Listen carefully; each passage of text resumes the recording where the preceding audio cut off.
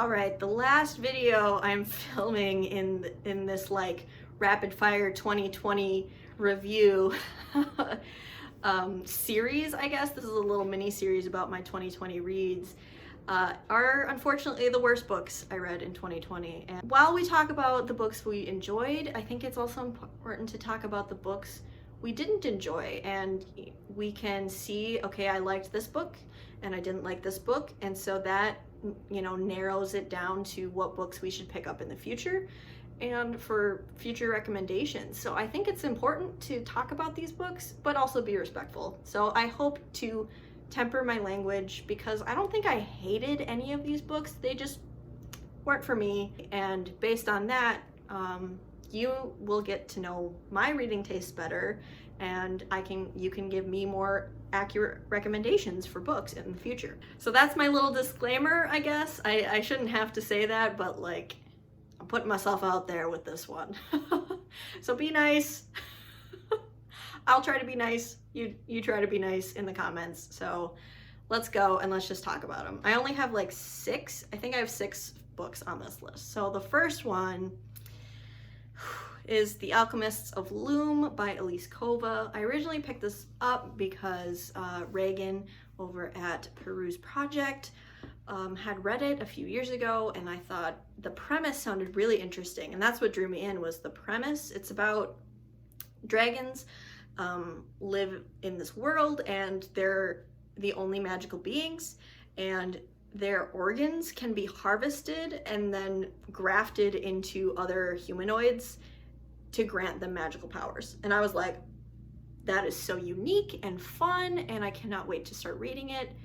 And unfortunately, the writing is what really let me down. So like, while the premise was really good, the execution, in my opinion, was just not that great. And I can see why people do like this story, because I thought that, you know, in general, the plot was fun, and we had some really interesting character dynamics because no one is human. There's like these dragon characters and these different types of beings. So it was interesting, but the writing and the execution was just not that great. And another thing that kind of bothered me was I felt a little gay baited, a little queer baited, because there are 2 female characters. One is 20 something and the other is a teenager. And it is described as them sleeping in the same bed, and they have a lot of chemistry, and they are very protective of each other. And so I was like naturally kind of assuming that that was gonna go somewhere, even though that age gap was a little awkward. Like in the book, these beings only live to be like 30 at the most. So like, one is an adult and one is, you know, an older adult, and the other is like a young adult in this society. And it just felt really strange to have that age gap and that dynamic. And by the end of the book, it's very clear that it's like, oh, no homo, we're just friends, and we're just like a mentor and a student type of relationship. And the older woman starts to have like maybe romantic feelings towards a man. And so I was kind of ooky. That's a little ooky to me. So I won't be continuing the series. All right, second one I want to talk about is Bygone, Badass Broads by Mackenzie Lee. First off, I've heard of some troubling things that Mackenzie Lee has done, where she has crossed out other authors' signatures in their books and then signed them herself, which is super strange. And they're, you know, BIPOC authors, so that is like a double, triple slap in the face. And so it's like, that's odd. That's really strange and horrible, a horrible thing to do. But I was also just incredibly disappointed by this book. I knew that this was based on a Twitter thread she went through, and highlighting these historical women. However, she did not edit it at all. It's like they copy pasted her Twitter thread and put it in a book form and illustrated. The illustrations are beautiful, but she did not edit her tweets at all. So it is literally like reading Twitter. And I guess this is my expectation and maybe my fault.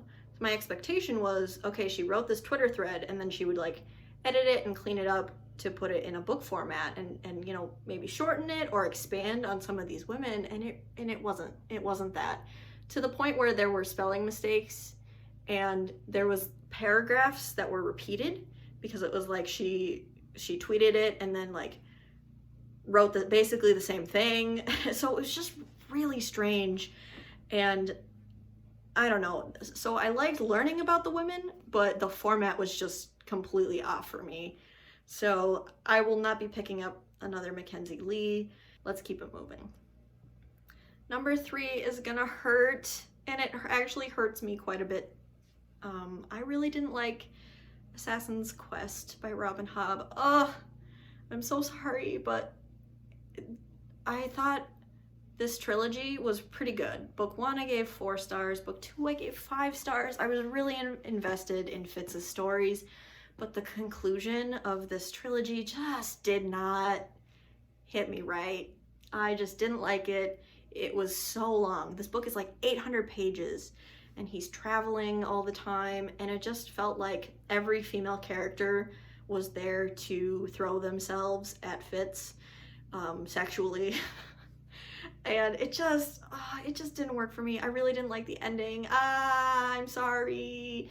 I hope someday to read her Live Ship trilogy, so the trilogy that comes after this series, but I don't know, man. It was just too long, and I just really didn't vibe with the ending. So let me know if you feel similarly, or if you loved this book, let me know why. Why do you love this book? I'm really curious, and hopefully we can have a constructive conversation about it, because I really wanted to love this. And maybe I'll pick up more Robin Hobb in the future, because I did like book 2 so much in the series. Number 4 is also gonna hurt. Number 4 is A Wizard of Earthsea by Ursula K. Le Guin. This was just boring to me.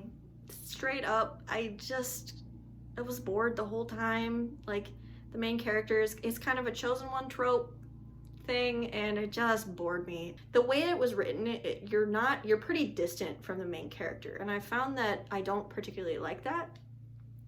I like to be a little bit closer to the main character and in their head more.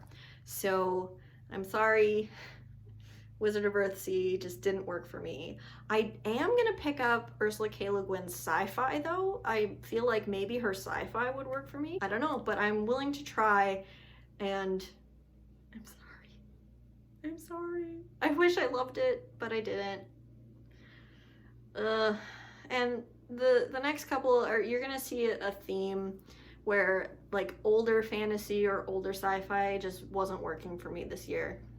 And there have been some like classics or older novels that have worked for me, but these were just the ones that I'm like, I'm just a modern reader, and in general, I just prefer modern storytelling methods. And so these just aren't gonna work for me. So the next one is Peter Pan by J.M. Barrie. I just didn't like the ending. I'll be honest, this is a travesty, but like I liked how whimsical the cartoon is, but it just didn't end that way in the book, and it just didn't work for me. I'm sorry. Again, and another example of like the way the story is told is just older and outdated, and I just prefer modern storytelling narrative styles. So unfortunately, that one is not one I super enjoyed. And the last one is Journey to the Center of the Earth by Jules Verne. Now, this is probably one of the oldest books that I read this year, and it shows, and there's some misogynistic things happening where the professor has a female apprentice, and she's like, I'm not gonna go on the journey with you boys because I need to stay home. And it's just like, ooh, that doesn't age well. And again, this was just it was just kind of boring to me. Unfortunately, I thought some of the concepts were interesting. I just wasn't as invested in the story because of the narrative distance. And I hope to pick up some sci-fi and some older sci-fi that I do click with. But this just wasn't one of them. So yeah, those were the 6 books that just didn't work for me this year, but maybe they'll work for you, and I'm super happy if you find a new fave because of this video. So let me know what books you want to pick up in 2021. Have you read any of these books? What were your thoughts on any of these 6 books I discussed? And let me know. And yeah, my lunch break is over, so I need to go. Thank you so much for watching, and I will see you later. Bye.